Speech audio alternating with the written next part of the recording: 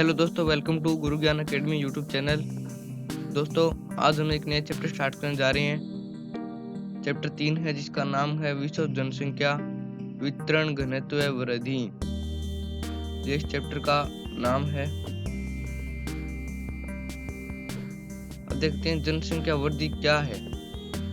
जब किसी क्षेत्र में रहने वाले व्यक्तियों की संख्या आवश्यकता से अधिक हो जाए, ठीक है, संख्या बढ़ जाए तो उसे जनसंख्या वृद्धि कहते हैं। यह ऋणात्मक या धनात्मक हो सकता है, यानी कभी कम हो सकती है या ज्यादा हो सकती है। ऋणात्मक का मतलब है संख्या पहले से कम हो जाए, धनात्मक का मतलब है संख्या आवश्यकता से ज्यादा हो जाए। देखते हैं जनसंख्या घनत्व है।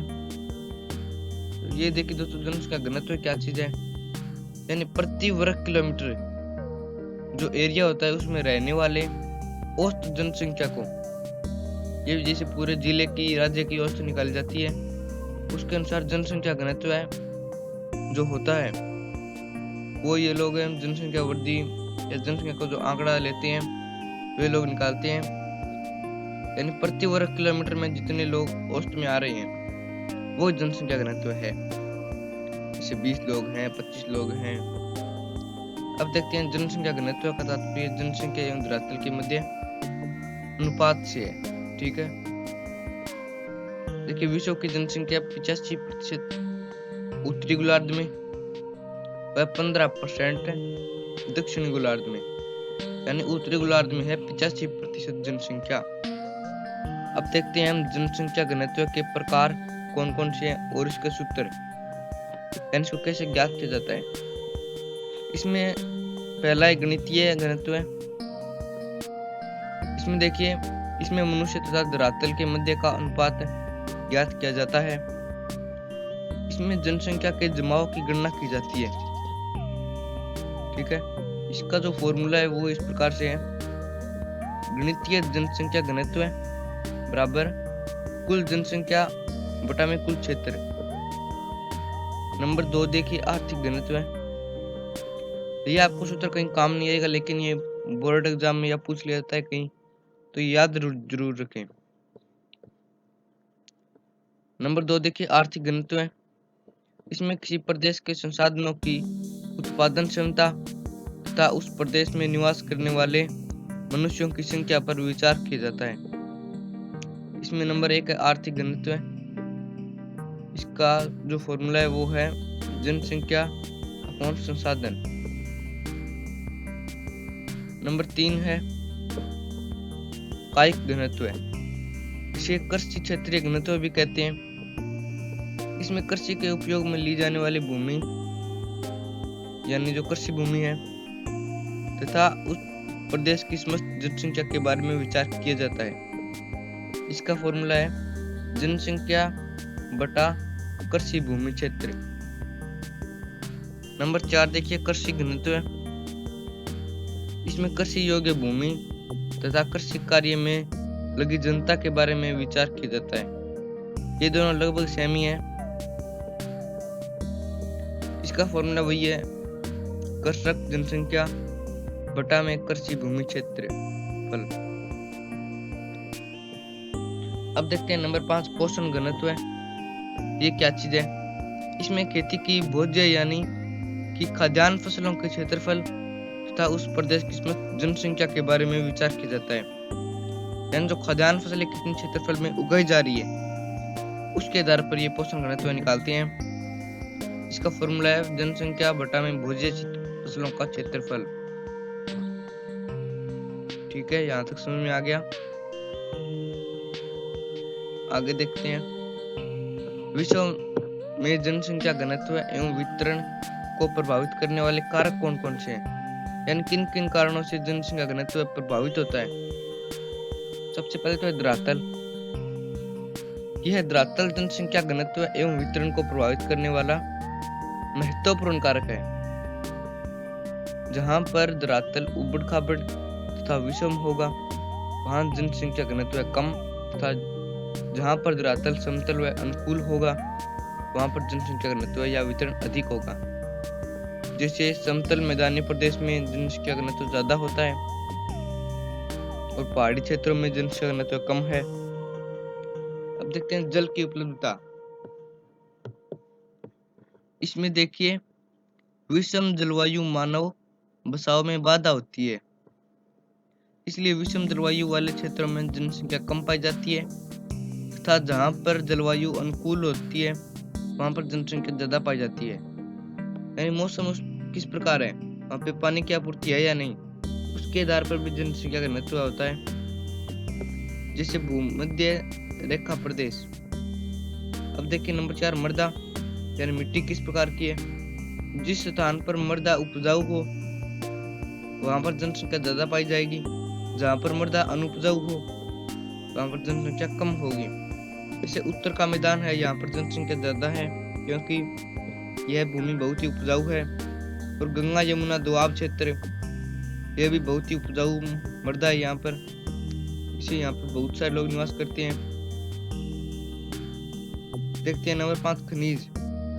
जहाँ पर खनिज प्रचुर मात्रा में होंगे वहाँ औद्योगिक विकास भी होगा, रोजगार भी उपलब्ध होगा, उस स्थान पर जनसंख्या ज्यादा पाई जाएगी।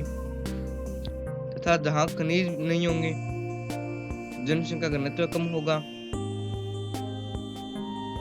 ठीक है, जहाँ पर मतलब खनिज और जहाँ पर लोगों को रोजगार नहीं मिलता है ना वहाँ पर जनसंख्या कम पाई जाएगी, और जहाँ पर लोगों को आय का साधन अच्छा हो वहाँ पर लोग ज्यादा निवास करेंगे।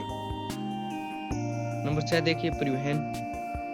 परिवहन के साधन जनसंख्या जीवन पर काफी प्रभाव डालते हैं। ठीक है, आधुनिक युग में परिवहन के साधनों का लगातार महत्व बढ़ता जा रहा है।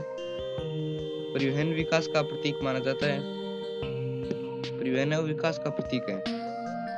अतः जहाँ पर परिवहन के साधन अधिक उपलब्ध होते हैं, जहाँ पर ज्यादा सुविधा होती है वहाँ जनसंख्या घनत्व अधिक, तथा जहाँ परिवहन के साधन कम हो वहाँ जनसंख्या कम होती है। जैसे पहाड़ी क्षेत्र में वहाँ पर परिवहन इतना ज्यादा कोई विकसित नहीं है, तो वहाँ पर लोग जनसंख्या कम निवास करती है। अब देखते हैं जनसंख्या वृद्धि के कौन कौन से कारण हैं। पहले तो है मृत्यु दर में गिरावट, यानी अगर मृत्यु दर कम हो जाए तो जनसंख्या अपने आप बढ़ेगी। सबसे पहले विश्व में जनसंख्या वृद्धि का सबसे महत्वपूर्ण कारण मृत्यु दर पर नियंत्रण कर लेना है। आधुनिक युग में वैज्ञानिक उपलब्धियों तथा स्वास्थ्य एवं चिकित्सा सुविधाओं के विस्तार के कारण रोगों तथा महामारियों पर नियंत्रण कर लिया है। इसमें मृत्यु दर में गिरावट हुई है तथा जन्म दर में भी वृद्धि हुई है। खाद्य पदार्थों की निश्चित आपूर्ति।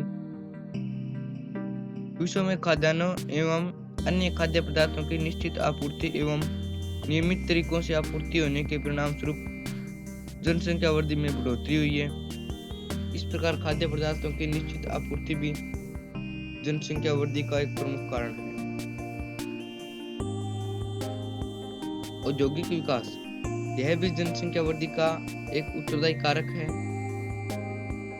विश्व में औद्योगिक क्रांति के बाद खनन, ऊर्जा, उद्योग, परिवहन, व्यापार सभी क्षेत्रों में काफी उन्नति हुई है। इससे जनता को रोजगार के अवसर प्राप्त हो रहे हैं। रोजगार मिलने से जनता के सामान्य स्तर में सुधार आया है, तो इससे मृत्यु दर में गिरावट आई है तथा जन्म दर बढ़ी है।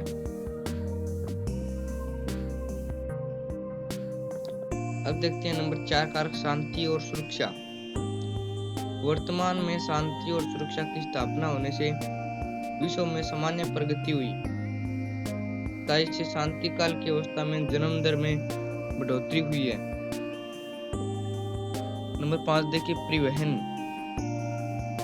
विश्व में परिवहन के साधनों के विस्तार से खाद्य पदार्थों की आपूर्ति सुलभ व आसान हो गई है। बाढ़, भूकंप या अन्य किसी आपदा की स्थिति में परिवहन के तेज गति के साधनों ने मानव को सुरक्षित स्थान पर पहुंचाकर मानवीय जीवन में होने वाली क्षति को कम कर दिया जाता है। जैसे अगर किसी स्थान पर तेज भूकंप या तूफान आने वाला है तो वहां के लोगों को बड़ी बड़ी हवाई जहाजों में और दूसरी जगह जहाँ सुरक्षित होती है वहां पर ले जाया जाता है, जिससे मानव हानि कम होती है। और अगर हानि कम होगी तो जनसंख्या वृद्धि अपने आप बढ़ेगी। इससे मृत्यु दर कम हुई है तथा जनसंख्या में वृद्धि हुई। अब देखते हैं जनसंख्या समस्या के समाधान के उपयोग।